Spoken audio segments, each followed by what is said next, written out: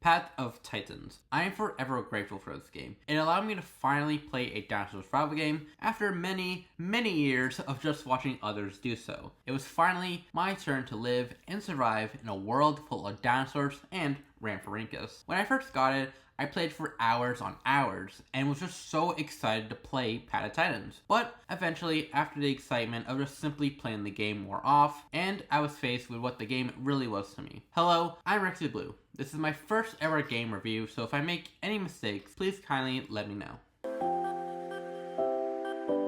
You hatch as a baby dinosaur in a cave, and from there, you learn the basics of survival. But it's only once you leave your safe haven will you truly learn how to survive the prehistoric lands of Panjura, Gondoa, and Riparia. To grow big and strong, you must complete quests, which will earn you growth. Quests consist of mostly gathering objects, hunting down critters, and returning a trophy of a much older dinosaur to your home cave. There are others, but they're more random, like lay down on a certain spot. Quests also give you marks, which is the currency you use to buy abilities and skins. Abilities make the same dinosaurs feel different and could be what determine your survival, so choose wisely. While you're still small, it's important to stay out of sight. You never know who's out there, and remember, don't trust anyone. Trust is earned, not given out.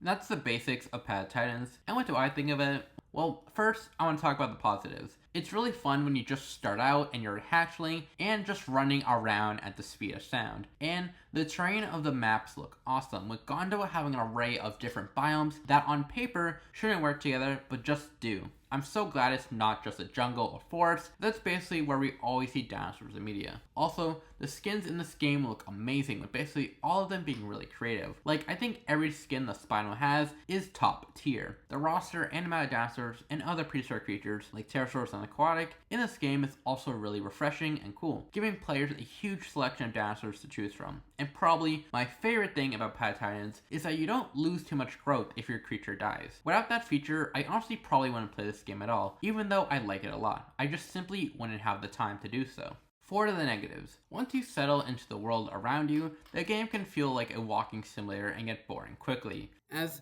there's nothing really to do if other players aren't near you. When this happens, I usually just put on a YouTube video in the back, Rexy Blue, for a completely random example. Sure, I could go to a hotspot, but I've already done that many times, and I especially don't want to walk from one end of the map to another just to get to a hotspot and then die immediately by a huge group of dinos. The map is huge and beautiful, and don't make a your mom joke right there. I want to experience the whole map, not just a selected area where players want to go. However, my biggest problem with the game is how you grow your dinosaurs, or to be more specific, questing. Questing can feel tedious at times, but my biggest problem with questing is that they take priority over your own survival. For example, the other day, I was just playing on a baby Suko. I was thirsty and needed water, but I also really needed to grow my dinosaur. I had a quest that said collect seashells, so I of course went to the water. However, there was a Sarco in the water. I knew there was a Sarco in the water, but I was so sick of not making any progress on growing my Suko, I decided to collect the seashells anyway, which almost cost me. It was here I realized Path of Titans, intended or not, makes players prioritize questing rather than survival. Other examples are running out of dense foliage into the open plains to collect flowers, or leaving the safety of the river to gather some rocks on top of a hill. It's so annoying when I have to put myself in danger just to get very little growth from it. Also, sometimes you can get soft locked growing your dinosaurs. For example, one time I had a quest that said to collect lake sponges in the lake right next to me as my first quest in that area, but there was a Tylo and Sarco in there. So of course I couldn't go in there too, which soft locked my growth. If I wanted to grow my dinosaur, I would have to leave the area and go somewhere else, which is just annoying. Mix packing and manga packing is annoying too, but since that isn't exactly a game thing, but more like a player thing, I won't talk about it much. Just know I do find it really frustrating. There might be more things for me, but these are my biggest problems with the game. The dinosaurs. Probably the most important part of any dinosaur survival game. So, how does Path of Titans handle them? I think they're great. Like I said before, there are a lot of them alongside some other prehistoric creatures, with some creatures having some species that make them into other dinosaurs. There are also a lot of skins, with the vast majority of skins being really good. Something else that is cool is that Path of Titans gives a spotlight to some lesser known dinosaurs, like Pycno and Tyranotitan, allowing people to get to know them more. For what I don't like, there are some dinosaurs that don't feel like they work on every map. Dinosaurs that are very slow on land make moving to places boring, and ones that need water make traveling anywhere where there isn't water feel like a chore, with me having to swim around the entire map just to see other people. Also, While I like how Path of Titans does include lesser known dinosaurs, it does mean the popular versions of these dinosaurs will probably never enter the game, which is a shame because a lot of the popular dinosaurs are people's favorite dinosaurs. I also find the diet system to be lacking, or make no sense. I don't want something really complicated, but I do find it silly how sometimes a T-Rex rather starve to death than eat a fish, or how most herbivores can only eat from berry bushes instead of like leaves and bushes on the ground. Also, I don't like the balance of realism and being a game. I feel like you should lean harder into one and not try to make a hybrid of the two. For example, a T-Rex can't one-shot a Deinonychus because it's a game, but a Rex can't hit a Deinonychus right underneath it with its tail because the Deinonychus is too short, making it realistic. It just makes certain matchups feel so one-sided sometimes, but like I always say, I never want to introduce a problem without also carrying a solution. My biggest problem is growing your dinosaurs and how it works. I have 4 solutions for how Path of Titans could handle this. First, alternating growth. Dinosaurs currently have one big bar that demonstrates growth with 5 columns within this bar. So my idea is to have each column alternate between passive growth and questing growth. This makes questing feel more rewarding as you get to take a break from it and allows you to just go around the map a little and just simply take it in while still growing your dinosaur. My second idea is probably the most simple, and that is just having a slow passive growth with quests speeding up this process. This one seems most likely from a game or coding point of view, as it's already in the game in community servers. My third idea is when a player fully completes an area,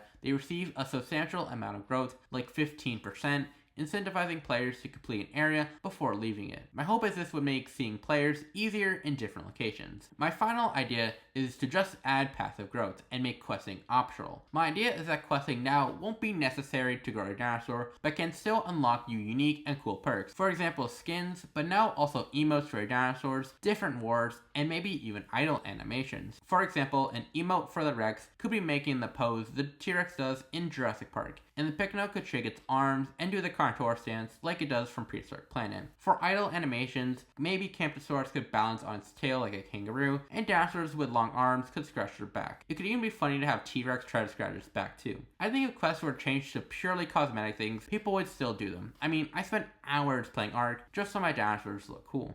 For fixing hotspots, I think certain areas should have unique properties to them that incentivize players to go towards them. For example, nobody goes to Rainbow Hills, so let's give them a reason to. Now, dinosaurs can roll themselves down in the colorful sands of the hills and unlock a completely random skin for 30 minutes. And when those 30 minutes are up, they need to wait 2 hours before getting to do that again. Hot springs can provide injured players under 50% health with a health recovery if they sit in the springs. Players could get charcoal from them on burnt forest, making them too hot for other players to grab or pounce. I also think adding natural disasters would make the world feel more alive, or at least dangerous. The shores could face tank tsunamis, flash floods could enable aquatics and semi-aquatics to reach further inland temporarily, rain could fill Impact Crater and Dry Lake temporarily, making Impact Crater sometimes a hotspot and sometimes not. Raging rivers, earthquakes, fires, there's so many that could be added to the game. For your hunger or how you find food, examples of things I would change would be carnivores who permanently eat meat can eat fish if their hunger is at 20% or lower, and I would add more food options for herbivores like bushes, trees, and fallen branches with leaves still on them. Personally, I would love it if apple trees came to the game, where big herbivores could shake the tree to get apples to fall for them, their babies, or smaller dinosaurs.